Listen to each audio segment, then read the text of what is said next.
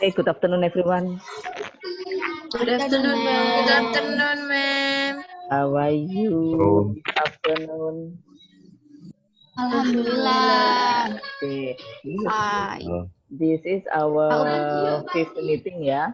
It's our fifth meeting, and we will talk about technique of data collection. Itu yang suaranya rame siapa? Tolong di mute dulu itu suaranya siapa? Oke.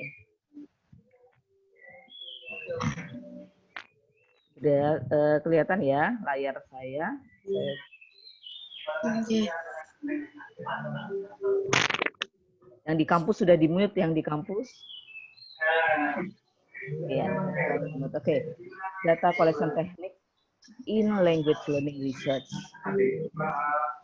Our fifth meeting online. Oke. Sebelum kita ke data collection teknik, apa saja yang diperlukan untuk data-data apa saja yang diperlukan untuk melakukan research, language learning research. So the more important thing is we have to select the sources of educational research data. Jadi sebelum datanya, teknik pengambilan data, pengumpulan datanya itu tadi, kita memilih dulu sourcesnya, sumber-sumber dari research ya. Sumbernya research itu siapa? Di sini ada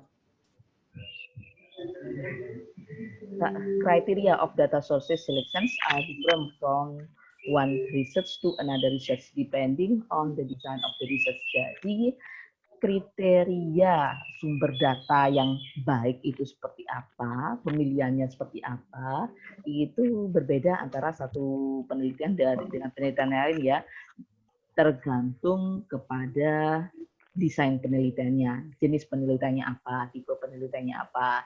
Jadi sebelum ke teknik pengumpulan datanya, kita harus menentukan dulu populasi and sample, population and sample. Apa itu population and sample? Sudah ada yang tahu apa bedanya population and sample? Kayaknya sudah ada yang tahu. Ada? Ada yang tahu? Senyum-senyum aja, Ismatun.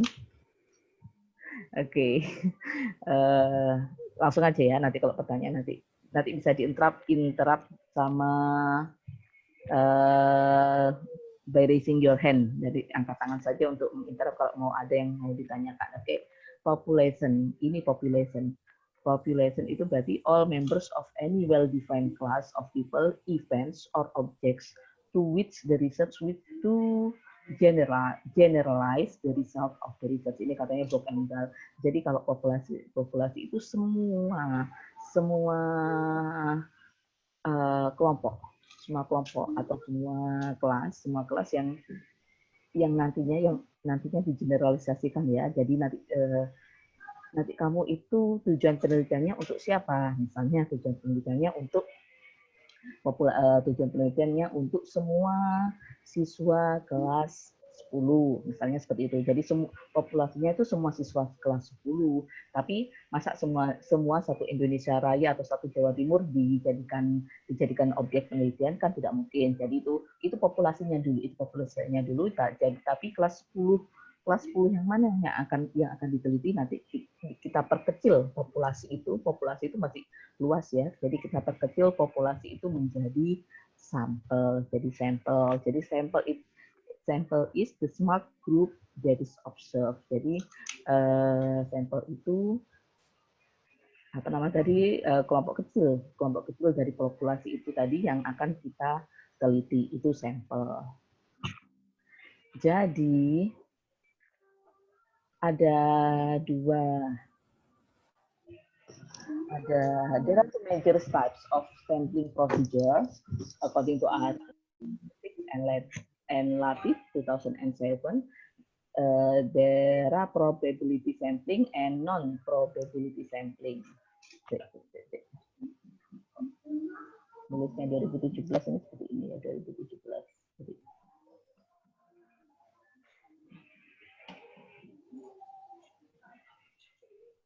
Jadi ada yang namanya probability sampling sama non-probability sampling. The probability sampling, there are 4 kinds of probability sampling. The first one is simple random sampling. stratified sampling, cluster sampling, systematic sampling, non-probability sampling. There are 3: convenience sampling, purposive sampling, and quota sampling. Tapi masih ada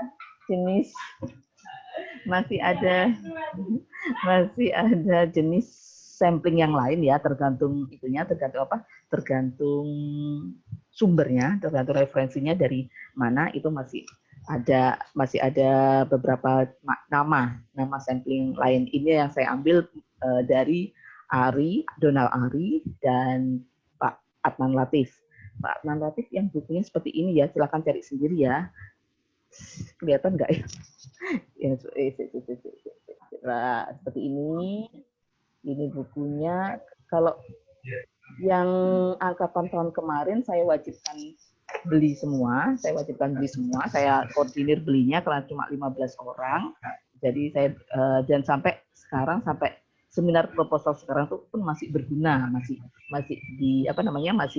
bermanfaat untuk dijadikan referensi untuk kalian, karena saya nggak mungkin mengkoordinir sebanyak 30, nanti berat di ongkir juga. Jadi silakan cari sendiri ya nanti ya, bukunya seperti itu. Oke, itu jadi nanti kalau masih ada nama-nama yang lain, nama-nama samplingnya, kok ada snowball teknik sampling, ada sampling ini, oke, tergantung sumbernya, tergantung referensinya dari mana ya. Jadi tidak menutup kemungkinan ini saja samplingnya harus digunakan, tidak, masih banyak lagi jenis yang lainnya, asalkan referensinya atau sumbernya jelas ya. Oke, next. Data gathering teknik. Jadi teknik pengumpulan datanya seperti apa? Teknik pengumpulan datanya yang pertama adalah ada observation. Ini saya langsung ke instrumennya ya, observation. Jadi instrumen atau alat yang digunakan untuk mengobservasi itu adalah observation sheet dan field notes, seperti itu. Ini juga questionnaire. Questionnaire itu termasuk salah satu teknik pengumpulan data. Questionnaire itu data gathering tekniknya. Terus instrumennya apa? Instrumen yang digunakan untuk questionnaire itu ada yang close-ended questionnaire, ada yang open-ended questionnaire. Kalau yang close-ended itu yang biasanya jawabannya sudah disediakan sama si peneliti. Misalnya A, jawabannya apa, B, jawabannya. Apakah Anda tertarik untuk belajar bahasa Inggris? A, ya, B, tidak. Kalau open-ended itu terbuka, berarti ya terbuka jawabannya, tidak disediakan pilihan jawaban, jadi terserah menulis jawaban yang sesuka hati partisipannya ya, narasumbernya ya. Partisipan yang mengisi kuesioner, terserah yang mengisi kuesioner. Tapi ada juga yang gabungan antara dua ini, antara close ended sama open ended. Misalnya tadi ya, apakah Anda tertarik untuk belajar bahasa Inggris? Iya, A, ya, B, tidak. Terus ada alasan, kenapa? Alasannya apa?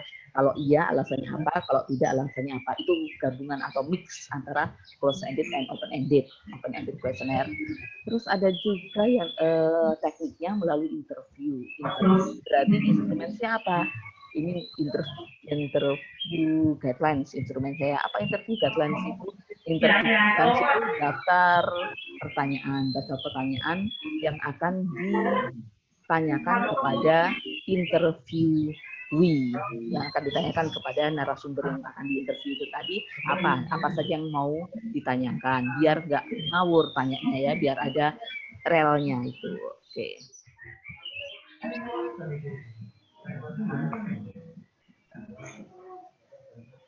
Itu yang dimaksud dengan data gathering teknik. Oke. Sampai sini mungkin ada yang mau ditanyakan dulu data gathering teknik. Ini tadi yang masuk siapa ini? Vina sama Anwar sudah masuk ya.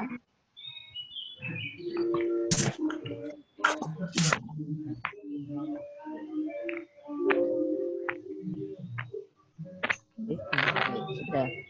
Oke, bisa saya lanjut ke iya siapa itu? Tadi maksudnya sampling itu gimana, Mem? Ya, nanti saya jelaskan ya samplingnya tadi ya. Saya jelaskan gimana tadi. Ya, nanti saya Ya, nanti saya jelaskan lagi sampling per itunya, per samplingnya. Oke. Terus sekarang ini example of observation sheet, ini contoh dari observation sheet seperti ini. Jadi cuma kita, atau ada juga yang bilang observation checklist. Kenapa observation checklist? Karena cuma untuk checklist ya. Jawabannya apa? Misalnya Louder dong, Mam. dalam Kalang suara burung nih. Louder, louder. Oh ya. Sorry. Because the sound of bird. Kalah sama suaranya burungnya ya. Lagi syuting di mana ini, di Taman Safari. Oke. Misalnya observation sheet seperti ini ya, observation sheet. Observation sheet misalnya ini yang mau diobservasi adalah proses pembelajaran di kelas. Jadi bagaimana gurunya memberikan salam. Apakah sudah ada? Kamu cuma boleh pakai pilihan yes ada atau tidak gitu aja ya, yes or no gitu aja, ada atau tidak itu di checklist. Atau boleh greetingnya sudah bagus sekali, excellent, atau good atau biasa saja. Fair ini ya, bukan fair ya, fair pakai F, fair and poor. Oke. Atau tidak memberi greeting, tidak memberi salam dulu ke muridnya, itu yang berarti kita checklist yang poor. Terus checking student attendance, apakah sudah mengabsen satu-satu murid-muridnya, gurunya, ya bisa bilangnya iya atau tidak, atau bisa juga excellent, good, fair, poor. Oke. Terus melakukan apersepsi. Apersepsi itu apa? Membuka ya, bertanya-tanya dulu ke siswanya tentang topiknya, mau ada apa untuk mengetahui background knowledge-nya, untuk mengetahui background knowledge dari siswa, sudah tahu materinya atau belum, dan lain sebagainya. Ini ada lagi. Student listen to the learning objective explained by the teacher. Jadi apakah siswa sudah mendengarkan tujuan pembelajaran yang sudah dijelaskan sama guru, ini di checklist ini apa saja, dan lain sebagainya. Ini sampai closing, sampai penutupan. Penutupannya seperti apa? Penutupan pembelajarannya apakah sudah memberikan kesimpulan dari pembelajaran ini adalah gini, itu kepada siswanya sudah apa belum? Terus sudah melakukan refleksi, oke. Terus parting berarti berpisahnya seperti apa memberi salam lagi atau tidak. Itu contoh observation sheet. Oke, berikutnya example of field notes. Kalau field notes itu nggak ada isinya, kita mengisi sendiri apa saja yang kita lihat selama observasi itu kamu isikan semua di sini. Kalau sebetulnya kolomnya nggak cukup ya, cuma kalau segini, kalau berapa baris ini juga cukup, bisa berlembar-lembar juga, tapi untuk mempermudah ya, untuk menyingkat biar kelihatan semua, jadi saya saya singkat seperti ini. Padahal sebenarnya ada bisa berlembar-lembar melakukan observasi itu, menulis field notes-nya dari observasi itu apa saja yang kita observe, itu example of field notes. Terus questionnaire. Questionnaire itu apa sih? Questionnaire itu a written instrument. Jadi kamu mungkin sudah mengetahui sudah tahu contohnya instrumen kayak apa, mungkin sudah pernah ngisi instrumen itu kayak apa. Jadi apa sih instrumen? Questionnaire ya. Questionnaire itu written instrument consisting of questions to be answered, statement to be responded by respondent. Jadi instrumen itu berisi pertanyaan-pertanyaan yang perlu dijawab sama responden atau yang perlu direspon. Ya. Itu yang namanya questionnaire. And then questionnaire used to gather information about fact or opinion. Jadi biasanya untuk mengumpulkan informasi tentang fakta atau opini. Misalnya tadi, sudah berapa lama Anda belajar bahasa Inggris? Itu fakta apa opini? Sudah berapa lama Anda belajar bahasa Inggris? Jawabannya misalnya 5 tahun. 1 sampai 5 tahun boleh. Jawaban B 6 sampai 10 tahun. Itu juga boleh. Itu fakta ya. Terus bagaimana perasaan, misalnya apakah Anda suka belajar bahasa Inggris? Itu jawabannya A suka, B tidak, terus ada juga alasannya apa. Itu juga bisa seperti itu. Itu opini, menanyakan opini. Terus tapi questionnaire juga ada enaknya dan juga ada nggak enaknya. Apa sih keuntungannya kalau memakai questionnaire? Jadi kalau memakai kuesioner itu keuntungannya adalah gampang untuk diisi oleh responden. Jadi respondennya kalau mau ngisi kuesioner itu gampang ya, cuma sesuai pilihan jawaban yang sudah kamu tetapkan tadi ya, mau yang A atau yang B, mau yang ya atau tidak, atau mau yang seperti apa tadi. Misalnya, sudah berapa lama Anda belajar bahasa Inggris? Jawaban A, 1 sampai 5. Jawaban B, 6 sampai 10 tahun. Jawaban Astagfirullahaladzim. 10 menit lagi.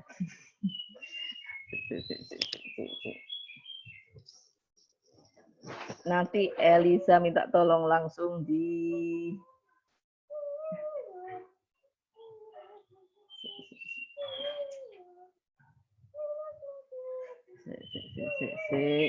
bentar. Saya stop sharing dulu, nanti tolong di itu. Elisa sudah nyimpen slide-nya ya? Elisa sudah nyimpen slide-nya? Slide mana, Mem? Halo? Sudah nyimpen slide-nya? Slide yang tadi? PPT tadi itu loh. Yang ada di Google Classroom sudah di-download? Sudah. Oke, saya minta habis ini. Please, English, please. Oke, sudah.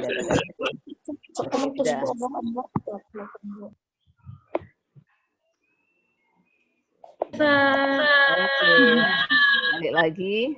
Ada keuntungannya itu gampang diisi dan terus waktunya juga tidak membutuhkan waktu lama, tinggal ngisi saja, terus gampang dianalisa, kita cepat-cepatan aja, gampang dianalisanya seperti apa. Tapi kalau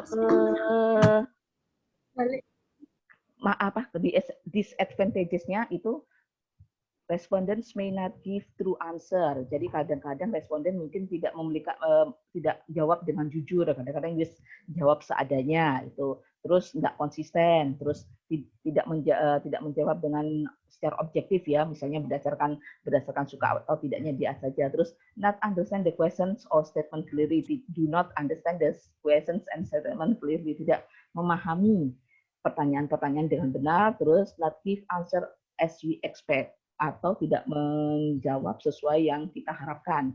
Atau kadang-kadang juga kalau biasanya kuesionernya berupa lembar kuesioner sheet itu ya, nggak kembali ke tangan kita. Misalnya sudah bagi-bagi kuesioner, terus ada yang tidak kembali.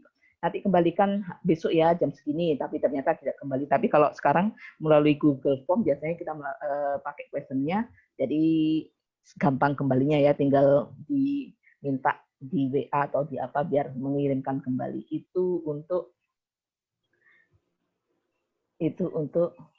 kuesioner. Itu suara siapa? Terus ada juga interview. Interview itu a data gathering instrument that involves direct verbal interaction. Jadi kalau interview ada timbal balik ya, ada interaksi ya antara interviewer dan interviewee. Ada interaksinya. Jadi takes a lot of time to interview every respondent, tapi membutuhkan waktu yang lama. Jadi setiap interview itu harus bertatap, harus ada interaksi, harus tatap muka, jadi membutuhkan waktu yang lama. Terus harus membuat daftar pertanyaannya. Jadi kalau menginterview biasanya cuma 1 atau 2 orang saja. Misalnya mau di sekolah, yang kalau di sekolah satu kelas itu, kalau gurunya itu diinterview, siswa-siswanya dikasih kuesioner saja, biar gampang. Kalau menginterview semua murid, kalau muridnya cuma sekitar 10 atau 14 orang nggak masalah. Tapi kalau sudah 15, 20, dan 25 itu nanti takes a lot of time. Terus recording the interview by note taking or tape recording. Jadi juga jangan lupa juga mencatat hasil interview dan atau direkam ya, mencatat atau direkam, itu hasil interview yang direkam. Tadi saya ke pertanyaan Tara dulu, yang sampling tadi ya Tara ya. Bentar. Jadi ini ada yang probability sampling. Kalau yang simple random sampling itu cuma dipilih secara acak, kan namanya juga random. Jadi dipilih secara acak, terserah. Misalnya di suatu kecamatan itu ada berapa sekolah, terus kamu mau memilih yang kelas 10. Kamu mau memilih kelas 10 dari semua sekolah itu, dari semua sekolah satu kecamatan dipilih, misalnya di sekolah A 5 anak, sekolah B 5 anak, sekolah tiga anak itu dipilih secara acak, itu namanya simple random sampling. Tapi kalau stratified random sampling itu kamu dikelompokkan dulu, sama dengan systematic sampling ini dikelompokkan dulu per apa namanya dikelompokkan semua dulu yang mana yang mau dijadikan sampling, terus dipilih misalnya dihitung, dikasih nomor, misalnya di situ ada 50 anak, ini nomor 1, 2, 3, 4, 5 sampai 50, terus kamu pilih sekitar 5, yang sekitar nomor 5 itu yang dipilih, biasa 5 terpilih, 5 lagi dibuang, 5 lagi dipilih, yang 5 lagi dibuang, itu yang stratified sampling. Tapi kalau cluster sampling itu kayak random sampling. Kalau random sampling itu diacak tadi terserah siapa saja yang terpilih, itu terserah. Tapi kalau cluster sampling itu tadi yang dipilih per kelasnya. Misalnya di sini, di sekolah sini mau dipilih berapa, di sekolah sini dipilih berapa, usahakan sama semua. Tapi terus berikutnya non-probability sampling, itu kalau convenience sampling itu biasanya buat exam research. Kalau kita melakukan penelitian di kelas kita sendiri, itu biasanya convenience sampling. Kenapa? Makanya sesuai dengan convenience-nya ya, sesuai dengan kenyamanannya. Karena kalau kita melakukan penelitian di kelas yang kita ajar sendiri itu lebih nyaman kan, waktunya terserah kita, siapa saja samplingnya terserah kita itu. Terus purposive sampling itu kalau itu untuk kualitatif riset juga, misalnya yang kamu pilih apa, berarti yang jurusan apa gitu ya, misalnya ada jurusan IPA, IPS, bahasa. Lah yang kamu pilih itu jurusan bahasa, dan itu cuma satu kelas biasanya kan bahasa ya, jadi itu kamu pilih semua, itu namanya purposive sampling. Jadi jurusan bahasa satu kelas itu kamu pilih semua, nggak ada yang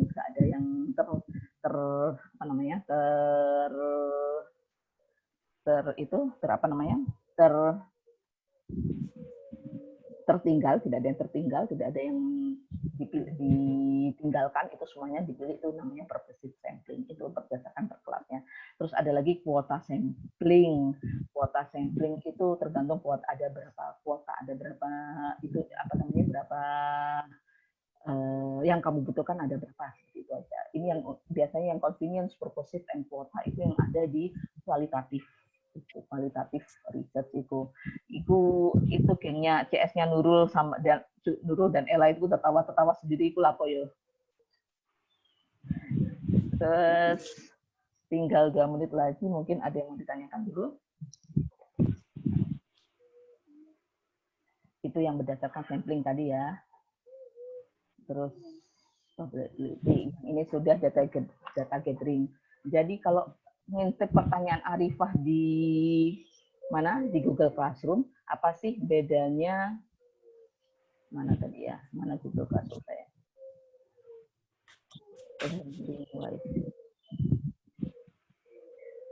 Apa bedanya?